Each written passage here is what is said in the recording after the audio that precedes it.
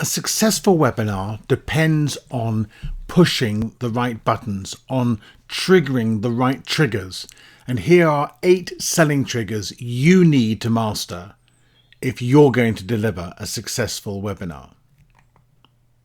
Now, the first of these is urgency. And I have in previous lectures talked about the importance of incorporating a countdown timer on your registration page, but you can also have a countdown timer on the page that you put up immediately before the webinar starts, so people can see that the webinar is about to start. But you need to build urgency into the content of your webinar as well, so that people feel that they are losing out by not taking action today, that other people are getting ahead of them, that it's costing them money, that they're continuing to struggle, whatever it is. But you need to inject this in their minds that they should take action as soon as possible, i.e. buy your product, rather than put it off until another day.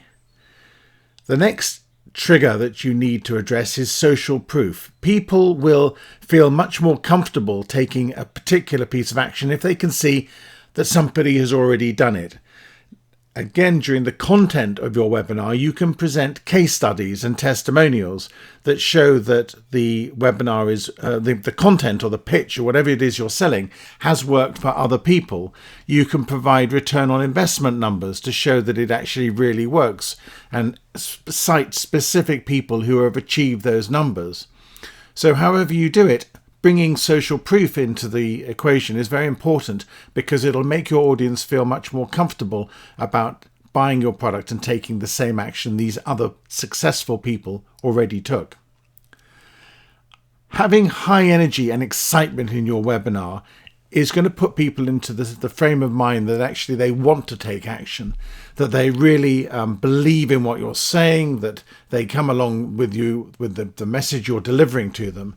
And by bringing that excitement to the webinar and making it an exciting event, you're much more likely to convert them, to get them off the fence and get them to take the action that you want them to take. Reciprocity is a very simple concept. If you give somebody something, then they'll feel an obligation to give you something back. So when you give your webinar and all the education that you share in your core content, then you are giving them something and you're leaving the selling to the end, at which point they will feel a degree of reciprocity owing to you because you've given them such amazing value. And that's a really important psychological selling trigger that will help you to convert them into paying customers. Engagement, that they feel part of the whole exercise, that they feel really involved in the webinar, is critically important, because if you simply lecture them for 30 or 40 minutes and then hit them with a sell message, then it's going to be a bit of a shock and make them sit back, and they won't really feel drawn in and working with you and on your side. So you must encourage interaction and involvement. Now, I talked about this before, but if you have lots of little questions where you're asking them simple questions and getting their buy-in early on very simple, easy things for them to say yes to, as you build that up through your webinar, when you come to ask them the big question, now buy, they'll feel that psychologically, they probably won't realize it, but that they're in a pattern where it's much easier for them to say yes at the end to the big question, having said yes all the way through to lots of little questions. So engagement, interaction, and involvement is really critical. Energy and state is all about you influencing your audience to actually change their beliefs so that they believe that they can achieve what you're encouraging them to do.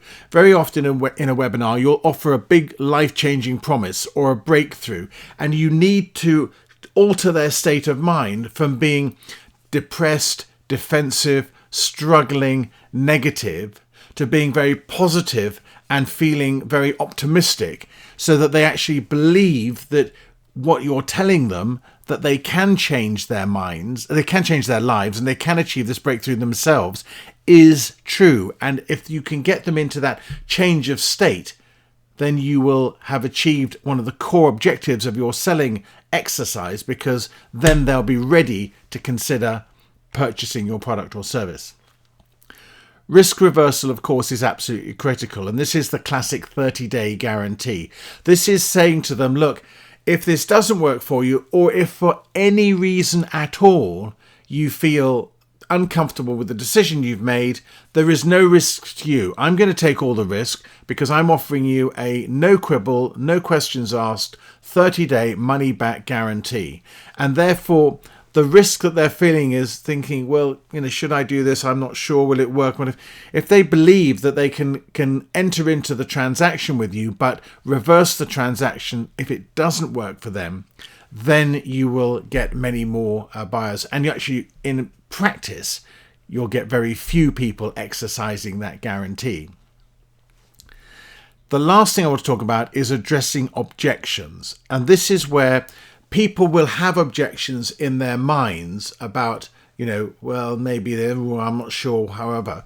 And you need to vocalize those objections, address them, and not dismiss them, but show them why those objections can be overcome. Now, the classic objections are, I haven't got time to do this. So you basically argue, can you afford not to spend the time doing this? Or surely, you realize you can only do, maybe you only need to do 1 hour a day for 30 days and you can crack it. So however you explain it, you overcome the time objection. The next objection is, well, I can't afford it. I haven't got the money. And the answer to that is, well, if you're going to get a very high return on your investment, then why can't you afford to make the investment in yourself in the first place? Because it's a complete no-brainer, and in any event, with the risk reversal, they can have their money back if it doesn't work. And the last objection, which is the one I almost touched on, which is, well, this won't work for me, and you overcome that by showing lots of people for whom it did work, and then associating them with those people. And by doing that, you overcome that objection. So you must, in your delivery of your webinar, overcome these objections and make it very explicit why the objections have no foundation. So there you are. Those are 8 selling triggers which you need to build into your webinar in order to persuade your audience to move from the involved participant to the paying customer.